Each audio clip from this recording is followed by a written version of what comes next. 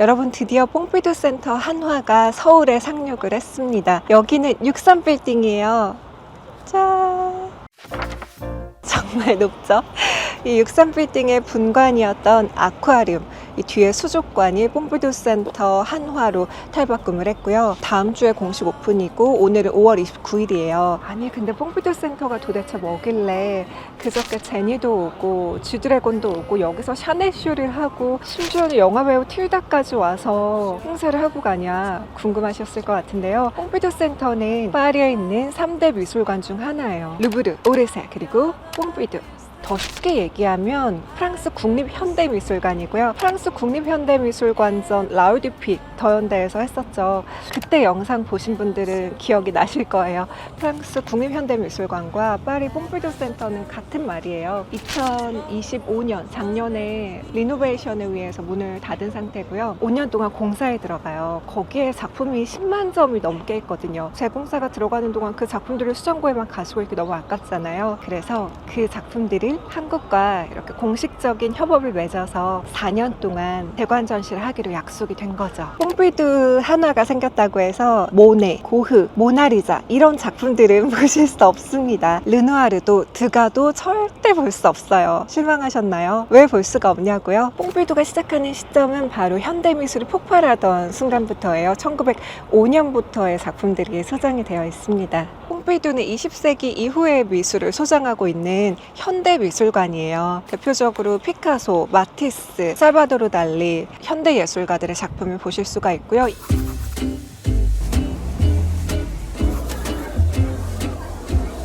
유명한 변기 작품을 만든 마르셜 데샹의 형이에요. 동생 마르셜 데샹이 생각하는 미술, 개념 미술 쪽으로 갔다면 형 레이몽 데샹은 형태를 기하학적으로 쪼개는 현대 조각을 했었어요. 말의 움직임을 실제 말처럼 표현하지 않았고요. 기계처럼 날카롭고 분절된 형태로 표현했어요. 그런데 이 안에서도 역동성이 느껴지죠. 지금 이 작품 포인트는 너무 멋있는 게 자연 채광을 넣고 있어요. 딱 들어오자마자 압도시키는 작품입니다. 안녕하세요. 여기서 일하세요? 이거 도와주러 다시 왔어요 지금. 아 진짜요? 잘 됐네요. 유튜브 잘 보고 있습니다. 전시가 좀 화제가 됐던 게 얼리버도 없는 전시가 유명했잖아요. 네. 홈페이지 예약이 진행되지 않고 현장으로서만 결제가 가능해요. 그래서 현장에서 매월 마지막 주 수요일 문화가 있는 날은 50% 할인된 그럼 14,000원? 그날은 저희도 지금 긴장하고 있어요. 얼마나 많은 현장 관람객들이 오실까. 네. 알겠습니다. 네. 사람이 진짜 너무 많아요. 보통 프리뷰를 초대를 받아도 안 가는 경우도 있고 못 오시는 경우도 있고 한데 오늘은 초대받으신 분들이 다 이 날짜를 위해 일정을 빼고 오셨다는 이야기를 많이 하더라고요. 그만큼 뽕피두 센터 서울은 너무 많은 분들에게 관심을 받고 있는 상태예요. 저 지금 조명 없는데 잘 나오죠? 미술관이 자연 채광을 받고 있어요. 짠! 빛의 상자라는 컨셉답게 개방감 있는 통창으로 되어 있어요. 그래서 야외의 바람과 하늘을 느껴볼 수가 있어요. 이 공간은 건축가 장미셸 빌모트가 만들었고요.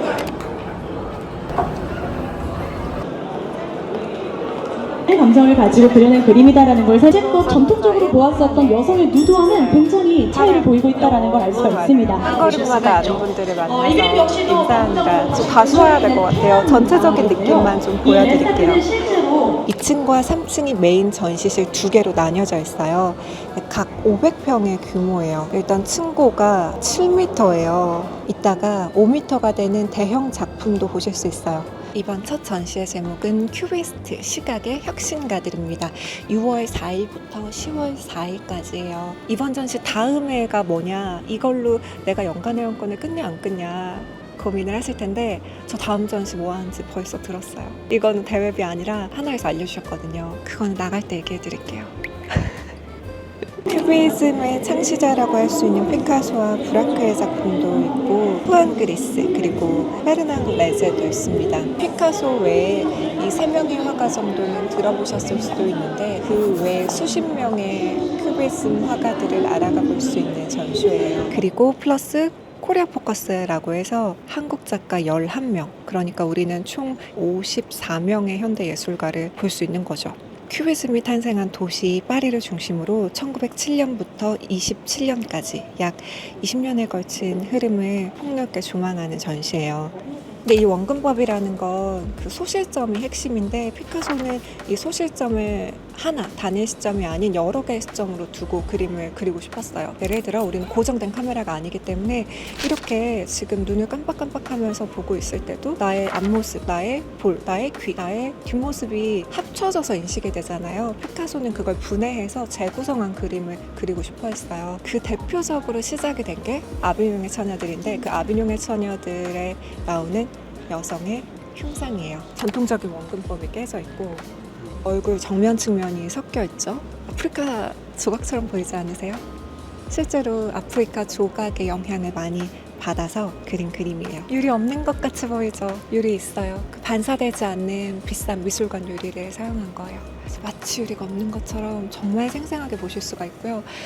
저도 궁금했어요. 과연 이 커다란 폼피두 센터의 첫 작품을 뭘로 내세울까? 그 첫 작품이 피카소로부터 역시 시작이 돼요. 큐비즘의 창시자가 피카소거든요. 그리고 또 빼놓을 수 없는 핵심 작품 두 번째는 조르주 브라크예요. 사실 큐비즘은 피카소가 혼자 만든 게 아니라 브라크와 함께 만든 예술 실험이었어요. 브라크는 사물을 잘게 분해하고 색채를 절제해서 형태와 구조에 조금 더 집중을 했어요. 그래서 브라크의 큐비즘을 보시면 색채가 막 예쁘지는 않아요. 색채보다 형태, 구조에 집중을 한 거거든요. 이거랑 진짜 비슷한 그림 한국에 왔었던 거 기억나세요? 라울 디퓨전에 거의 유사한 그림이 왔었는데 라울 디퓨도 실제로 브라크의 영향을 많이 받아서 큐비즘 형태의 그림을 그렸던 시기가 있거든요.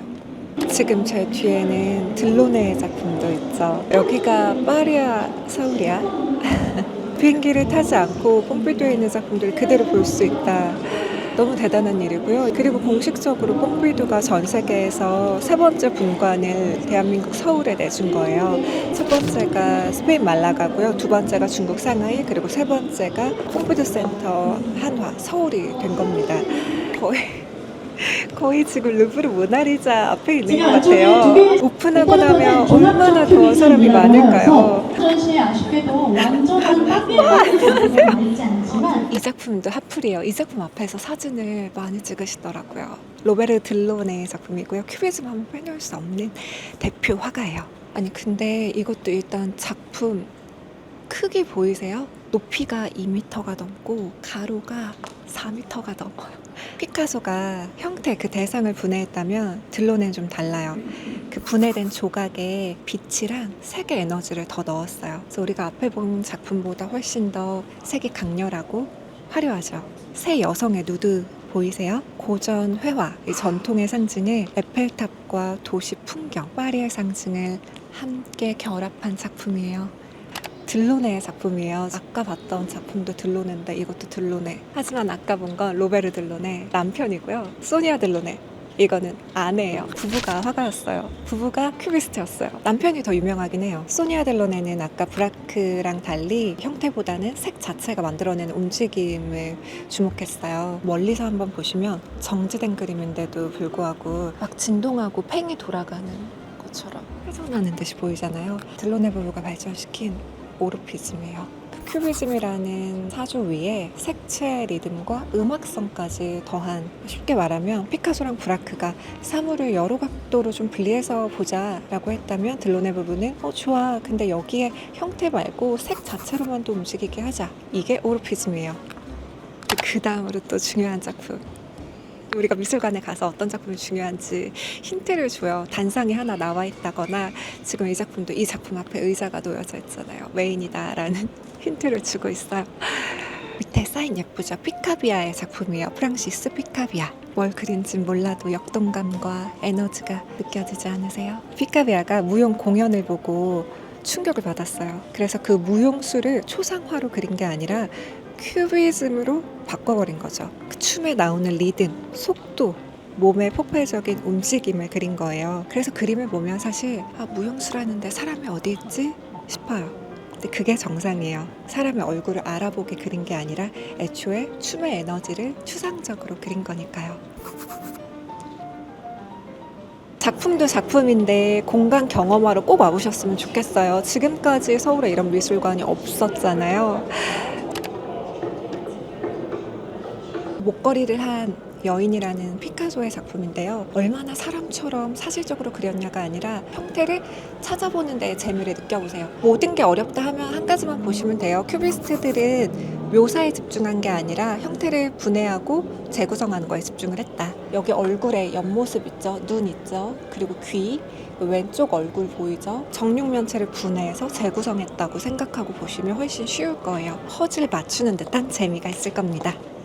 이 작품이 3일 전에 샤넬쇼 열렸을 때 G드래곤이 여기 앞에서 사진 찍고 인터뷰하고 했던 작품이고요. 파블로 피카소의 메르큐리 발레 무대 막이고요. 저희가 지금까지 함께 봤던 작품 중에 제일 커요. 층고 자체가 7m이기 때문에 5m의 작품을 품고 있어요. 아까 복잡하게 쪼갰던 초기 피카소의 큐비즘과는 다르죠. 몇 개의 선만으로 인물과 움직임을 압축해냈어요. 흔히 피카소의 작품을 보고 나도 하겠다 이런 말 자주 하시는데 진짜 팩폭해드리며 해보세요. 정말 힘들어요. 의외로 힘들어요. 더하는 게 쉽지 빼는 건 정말 고수의 영역이거든요. VIP 프리뷰 때 업계분들은 어떻게 보는지 알아요? 피카소 작품이 이렇구나, 딜로네의 작품이 저렇구나 이렇게 보잖아요. 다들 이러고 계세요.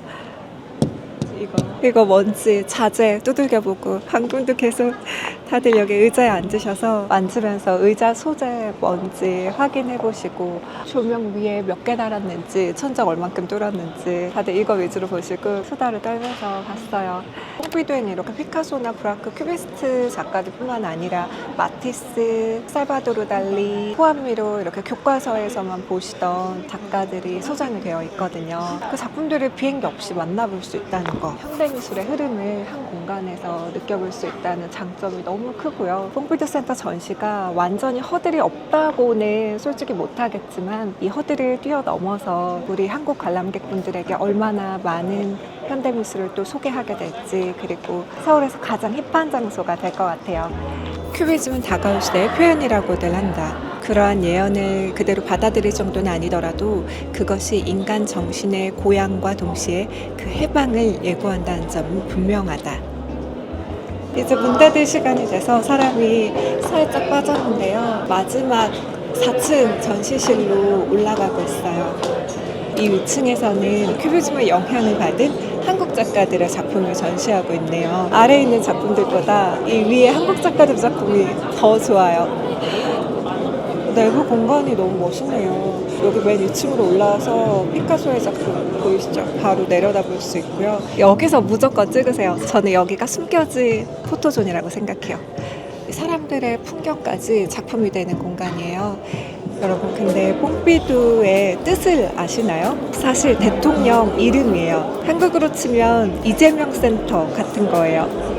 1969년에 프랑스 대통령 조르주 뽕피두가 선언을 해요. 파리 한복판에 현대미술관을 짓겠다. 이름은 내 이름으로 할게. 근데 안타깝게도 뽕피두 대통령은 정작 개관도 못 보고 죽었어요. 1974년에 죽었고 건물이 77년에 완공이 됐거든요. 그래서 프랑스 파리 내에 흩어져 있던 그 20세기의 작품들 10만 점 넘게를 다 모아요.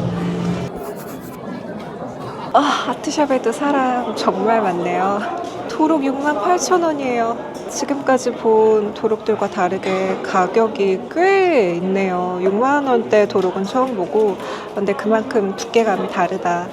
사실 지금까지 그 어떤 전시에서도 큐비즘에 대해서 이렇게까지 두껍게, 그리고 제일 중요한 건 뽕비두 큐레이터가 정리된 글로는 없었기 때문에 꽤 의미 있다고 생각하고요. 오늘은 무거워서 다음에 왔을 때 사야겠어요. 우와, 그 뽕피두 센터 건물을 모티프로 한 노트도 있고요. 실제 뽕피두 센터 파리의 건축이 굉장히 독특해요. 핵심 아이디어가 건물 속에 있는 걸 다 밖으로 꺼내자. 안과 밖을 바꾸자. 보통은 건물 엘리베이터, 계단, 환기시설 다 안쪽에 숨기잖아요. 근데 뽕피두 센터는 완전히 반대로 설계했어요. 재밌는 점은 색깔의 규칙이 있어요. 파란색은 공조와 환기를, 그리고 초록색은 수도 배관, 노란색은 전기, 빨간색은 사람들의 이동하는 엘리베이터나 에스컬레이터. 그래서 전체적으로 봤을 때 빨간 구조물이 유독 눈에 띄는 거고요. 그 색을 기반으로 굿즈를 또 이렇게 만들었네요. 당시에 반응 어땠을까요? 에펠탑처럼 엄청난 비난을 받았습니다. 여전히 호불호가 갈리고요. 아, 너무 예쁜 게 많네. 이것도 전체적으로 모던해서 너무 마음에 들어요. 저 사실 제가 일하는 명화전시 굿즈 거의 안 사거든요. 제가 좀 모던한 거를 좋아해요. 그래서 여기 굿즈샵 완전 제 취향이에요. pompidu에 관련된 굿즈만 있는 게 아니라 제가 너무 좋아하는 장줄리안 작가의 작품도 있고 윤요동 작가의 굿즈 살 수 있어요. 이거 여기 샴페인이나 술 담아두면 너무 시원하고 예뻐요. 육삼 전망대인 육삼 스카이 피크닉도 아직 공식 개관 전이에요. 6월 4일 pompidu 센터 오픈에 맞춰서 공식 개관을 하거든요. 근데 먼저 초대해 주셔서 최초로 들어가 볼 수 있어요. 10층까지 바로 올라가는 전망 엘리베이터입니다. 즐거운 관람 되십시오.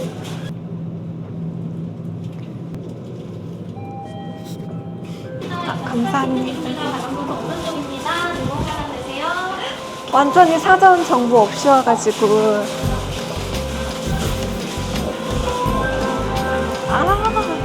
뒤편에는 통유리로 되어 있어요. 바닥은 미디어 아트 깔려 있고 위에 천장도 유리로 되어 있어서 잊지 마세요. 절대 짧은 치마 입고 오시면 안 돼요. 뉴욕에 서밋 가보신 분들 계세요? 그 첫인상이 서밋이랑 되게 좀 비슷해요. 저기 파크온 더현대 맞죠? 저 건물 지은 사람이 pompidu 센터 파리를 지은 리처드 로저스예요. 그 파크온 옆에 있는 더현대 서울 같은 경우는 리처드 로저스의 마지막 프로젝트 유작 같은 건축이에요. 그때 여기 60층이 미술관일 때도요. 차 막히는지 도로가 다 보여서 전시 관람한 다음에 이렇게 보고 있다가 차 막히는 거 풀리면 집에 퇴근하고 그랬었어요. 들어오자마자 오른쪽에는 남산도 보여요. 여기 바닥이 유리여서 바닥에 하늘이 비친다. 너무 예쁘다.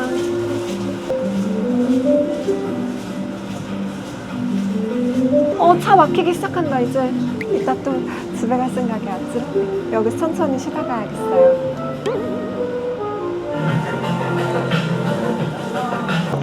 너무 예쁘죠?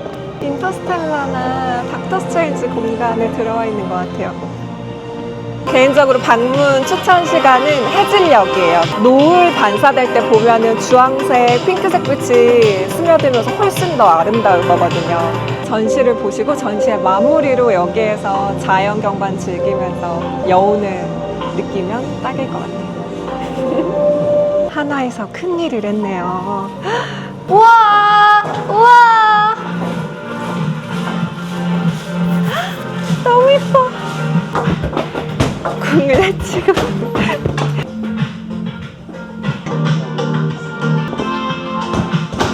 육삼 루프탑도 있어요. 살면서 육삼 빌딩 옥상 처음 올라가 봐요. 사실 63 전망대라고 해도 60층이었잖아요. 근데 정말 63층 최초 오픈이에요. 우와! 신기해.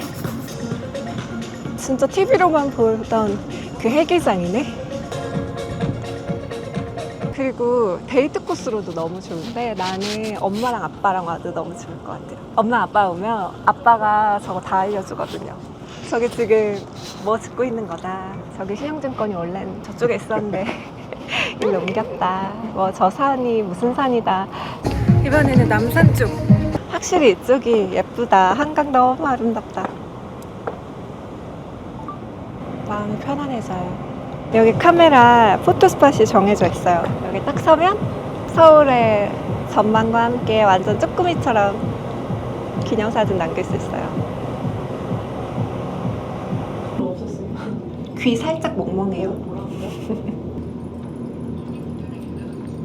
저 멤버십 할까 하거든요. 네. 그게 개인이면 10만 원에 1년 동안 무제한으로 지나들 수 있고 15만 원이면 듀오해서 제가 오늘은 A 친구랑 내일은 B 친구랑 그 다음 날은 또 C 친구랑 계속 올 수 있는 거죠. 맞아요. 15만 원에 1년 15만 동안. 너무 좋은 것 같아요. 그래서 멤버십 문의가 초반부터 정말 많습니다. 벌써 지금 아직 오픈하지 않았는데 2,000명 정도가 가입을 했다고 해요. 오늘이 이제 처음으로 멤버십 네. 회원분들이 전시 프리뷰로 관람하시는 날인데 맨버십 구매하시는 분들은 저희 모든 전시 개관할 때마다 프리뷰 행사나 저희 이제 전시 연계 프로그램도 진행을 하거든요. 네. 약간 프로그램이 있어서 그 사전 신청할 수 있는 네. 약간의 또 베네핏이 있어요. 네, 그래서 네. 그런 부분도 멤버십 회원분들 참고하시면 될 것 같아요. 실제로 프랑스 pompidu 파리도요. pompidu 센터가 미술관만은 아니에요. 복합 문화 공간이거든요. pompidu 센터 한화도 단순히 그림만 보고 가는 게 아니라 복합 문화 공간으로 만들었어요. 아직 그 새거 페인트 냄새가 나네요. 우와, 그 딱 다시 1층 내려오니까 맛있는 냄새 나요. 식품관으로 바로 연결이 돼요. 우리 전시 보면 어디 가서 뭐 먹을지 늘 고민이잖아요. 바로 지하 식품관으로 그냥 이렇게 백화점처럼 연결이 되어 있어서 먹을 수밖에 없겠네요. 아니 근데 너무 설계를 영리하게 해놓은 것 같아요. 아 진짜 잘 만드셨는데? 이 생각이 자꾸 드네. 헉! 그리고 남포도 있고 서령도 있어요. 아니 웬만하면 서울 핫플레이스에서 다 줄 서서 먹어야 되는 매장들이 다 들어와 있네. 카품도 있어. 헉! 이렇게 파리부터 한국까지 1900년대 초반에 세상을 다르게 봤던 혁신가들의 작품을 보실 수가 있어요. 제가 또 도슨트로서 맥락 집착러로서 이번 전시에 가치를 더 부여해보자면 우리가 무엇을 바라보느냐보다 어떻게 바라보느냐 그 시선과 관점이 훨씬 중요하잖아요. 이 큐비스트들은 수백 년 전부터 내려오던 전통과 달리 본인들만의 새로운 시각을 제시했죠. 그리고 미술사에 혁신을 일으켰어요. 따라서 이번 전시의 제목이 시각의 혁신가들이 아닐까라는 생각을 해보고요. 나는 이제 인상파를 넘어 큐비즘 안에서도 피카소와 브라크 말고 다른 화가들도 깊이 있게 알고 싶다 하신 분들에게 학술적으로 너무 도움이 될 전시고요. 현대미술 관심 없는데 잘 모르겠는데 하시는 분들일지라도 공간 경험을 위해서 꼭 와보셨으면 좋겠어요. 한국 서울에 이런 미술관이 생기고 여기에서 샤넬 쇼도 한다니 얼마나 놀라운 일이에요. 앞으로도 pompidu 센터 한화에서 얼마나 더 즐거운 일들이 벌어질지 기대가 됩니다. 잘 됐으면 좋겠어요. 진심으로. 제가 다음 전시 끝날 때 알려드린다 했잖아요. 이 다음 전시가 뭐냐면 더 대중적인 전시인데요. 무려 마르크 샤가, 칸딘스키, 마티스와 함께 야수파를 조명한다고 해요. 그 다음도 알아요. 다음 전시는 초현실주의. 제가 너무 좋아하는 달리의 작품도 오겠죠? 그래서 저는 물론 초대해 주시는 것도 감사하지만 더 자주 오기 위해 연간의 연권 끊을 예정이니까요. 여러분도 많이 방문하시면 좋을 것 같습니다. 파리 갈 비용으로 여기 몇 번을 올 수 있어요. 딱 나오면 또 한강이랑 이어져요. 요즘처럼 날씨 좋은 날 시각의 혁명 가득 큐비스트의 작품 보시고 한강 저녁 운치도 즐겨보시면 좋을 것 같아요. 안녕.